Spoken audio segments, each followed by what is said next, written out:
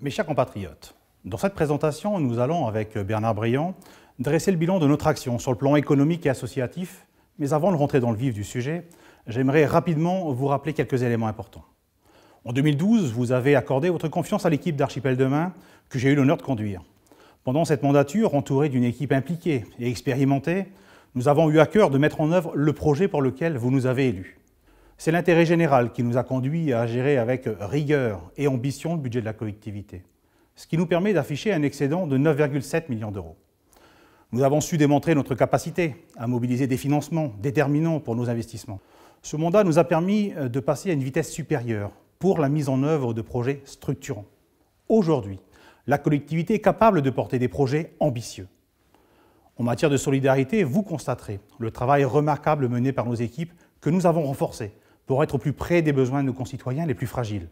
Et la force de l'archipel, c'est aussi la vitalité de son tissu associatif, que nous avons constamment conforté par un accompagnement renforcé, par des financements sécurisés et un accès facilité aux activités sportives et culturelles. Nous reviendrons dans le programme sur l'impact que les ferries auront pour le territoire et sa population en termes de désenclavement.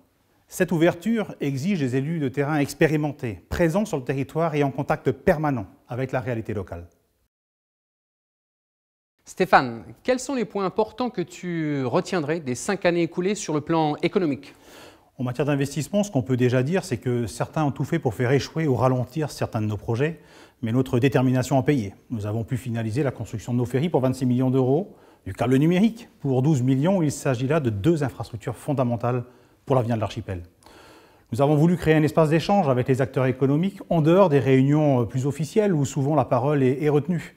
Depuis 2 ans, nous avons initié des réunions mensuelles qui nous ont permis d'échanger avec plus de 150 patrons, artisans et commerçants. Je pense que cela crée un vrai lien de confiance avec eux. Nous nous sommes rendus plus accessibles. C'est grâce à ces contacts finalement que l'on apprend à mieux se connaître et que l'on comprend mieux les préoccupations respectives. Nous avons adopté début 2015 notre plan d'action du schéma de développement stratégique jusqu'en 2020. C'est un programme très ambitieux avec plus de 28 grandes actions dont la mise en œuvre a déjà commencé sur le terrain.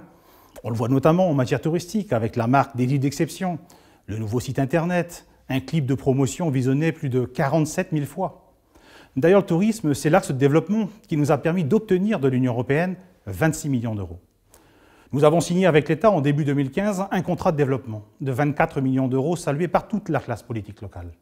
Le seul regret sur ce dossier, c'est que l'État ait voulu un contrat court sur 3 années, alors que ces documents doivent donner une vision sur 6 ans aux opérateurs. Cela nous a permis de poursuivre malgré tout, comme nous nous y étions engagés, un programme d'ensemencement à Miquelon de Coquille Saint-Jacques de 2,5 millions d'euros. Mais Stéphane, sur le plan économique, dans quel domaine les réformes ont-elles été les plus importantes ? C'est difficile de parler de tout, mais c'est sans aucun doute en matière d'aide aux entreprises que nous avons été les plus actifs. En 2015, après la mise en service du logiciel douanier Sidonia, nous avons créé un code d'exonération douanière. Cela a permis à de nombreuses entreprises et commerces de proximité de réaliser des investissements grâce à des exonérations de droits de douane. On parle là de matériel nécessaire à leur exploitation, comme des transpalettes, des véhicules. Cela concerne plus de 60 dossiers, 4 millions d'euros d'investissement et plus de 400 000 euros d'exonération de droits de douane accordés. Pour favoriser les entreprises de l'archipel à produire sur place, nous avons mis en place une aide aux productions locales. Il s'agit d'une exonération des matières premières utilisées pour la fabrication des biens, comme les menuiseries par exemple. Afin de faciliter les transmissions d'entreprises, nous avons exonéré les plus-values en cas de vente à titre onéreux d'une entreprise individuelle ou de part sociale en cas de départ à la retraite. C'était un besoin. Et en accord avec la CACIMA, nous avons adopté cette mesure. Nous avons réduit l'impôt sur les sociétés à 15% pour les premiers 38 000 euros de bénéfices pour les entreprises dont le chiffre d'affaires n'excède pas 600 000 euros. L'impôt forfaitaire annuel a été divisé par 2 et nous avons supprimé la taxe exceptionnelle de 10%. Ce sont des mesures très concrètes pour soutenir les entreprises.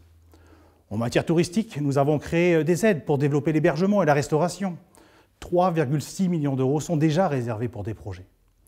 Nous avons dernièrement créé une nouvelle aide plus efficace qui est venue remplacer l'aide au fonds de roulement jugée obsolète. Le chèque entreprise d'une valeur totale de 5 000 euros est mis à disposition des entreprises depuis le 1er mars. L'ensemble des dispositifs va dans le bon sens en adaptant le soutien public au contexte économique local.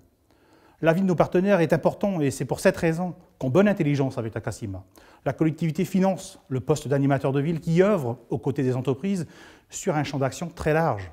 C'est dans ce même état d'esprit que nous venons le 7 mars d'accorder à la CACIMA un soutien financier supplémentaire pour financer des actions comme le marché de ville, l'accueil des croisiéristes ou encore des actions commerciales.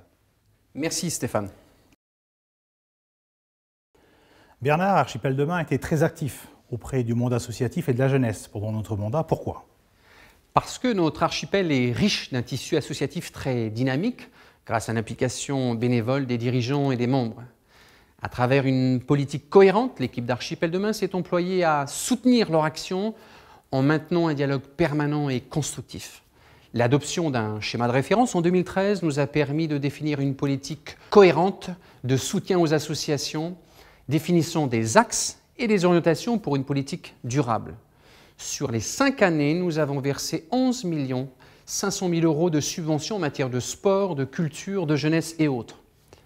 Pour sécuriser les financements des associations, nous avons signé de nombreuses conventions pluriannuelles pour être à leur écoute. Les dernières en date sont Rock'n'Rome, les 25 km de Miquelon ou bien encore récemment Miquelon Culture Patrimoine. Pour faciliter les demandes de subventions, les statuts de l'Office des sports ont été revus avec une participation des membres renforcée qui a permis de prioriser les actions à financer, la création des bourses territoriales d'excellence ainsi que l'aide financière accordée aux sportifs de haut niveau. Pour la jeunesse, nous avons créé un service au sein de la collectivité qui leur a été dédié. Nous avons créé le Conseil territorial des jeunes en 2015 avec 18 jeunes élus du territoire parce que nous estimons qu'il s'agit d'un excellent moyen pour leur permettre une plus grande implication dans la vie locale, dans l'avenir du territoire. Bernard, quelle a été la politique d'investissement menée par Archipel Demain dans les structures de la collectivité ? Ces structures dédiées au sport et à la culture sont de véritables lieux de vie ouverts à toute la population et aux associations. Il est donc important de les préserver, de bien les préserver. À la patinoire, ce sont 3 millions d'euros qui ont été injectés et 2 500 000 € qui le seront en 2017. La patinoire est ouverte aux nombreux clubs, aux scolaires ainsi qu'au public et de nombreux projets ont été menés depuis 2012. C'est le cas du Gala de l'équipe de France de patinage où l'on a accueilli 1600 personnes ou encore le tournoi international du hockey mineur en 2016. Ces projets ont été menés grâce au partenariat avec les associations pour les 30 ans de la patinoire.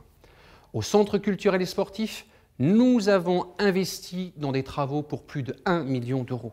La cafette a permis aux jeunes de se retrouver autour du billard, de jeux vidéo, de fléchettes, de baby-foot, et de jeux interactifs et bien d'autres activités. De nombreux projets ont été proposés et soutenus grâce à la création d'un service jeunesse au sein de la collectivité avec 2 postes d'animateurs supplémentaires. À la piscine, les structures gonflables sont très prisées avec jusqu'à 450 entrées par week-end. Les spectacles grand public ont été nombreux et pour tous les goûts. Les derniers qui me viennent à l'esprit sont Zazie ou bien encore tout récemment Elise Moon. En 2015, grâce à un investissement de 55 000 €, l'Arche a ouvert une nouvelle salle d'exposition qui aura permis de valoriser prioritairement les artistes de Saint-Pierre et de Miquelon avec près de 12 expositions temporaires. L'équipe d'Archipel Demain a soutenu l'Arche dans sa vocation à valoriser la culture à travers de nouvelles activités ouvertes à tous. Généalogie, stages de photographie en partenariat avec l'Éducation nationale. Depuis 2015, l'Arche est labellisée Musée de France. À Miquelon, nous avons investi plus de 350 000 € dans la Maison des loisirs. De nombreux ateliers et animations sont proposés pour tous les âges et les scolaires. Ateliers cuir, cirque jonglerie, ateliers équilibre, gymnastique adaptée, ateliers jeunes créateurs, espace devoir, stage théâtre. Pour une éducation musicale de qualité, nous avons recruté un professeur de musique à temps plein pour assurer les cours. Dans le cadre du schéma de développement stratégique et pour renforcer notre image à l'extérieur du territoire, nous avons créé en 2016 la première résidence d'artistes. Pour 2017, 3 projets ont été sélectionnés par un jury très large. Ce sont 27 000 € qui sont investis. Enfin, l'une des réalisations des plus emblématiques aura été la mise en valeur du Square Joffre et du Monument marin pour un investissement d'1 300 000 €. Merci Bernard. Habitant de Saint-Pierre et de Miquelon-Langlade, avec 2 listes en présence. Le 19 mars, il n'y aura qu'un seul tour.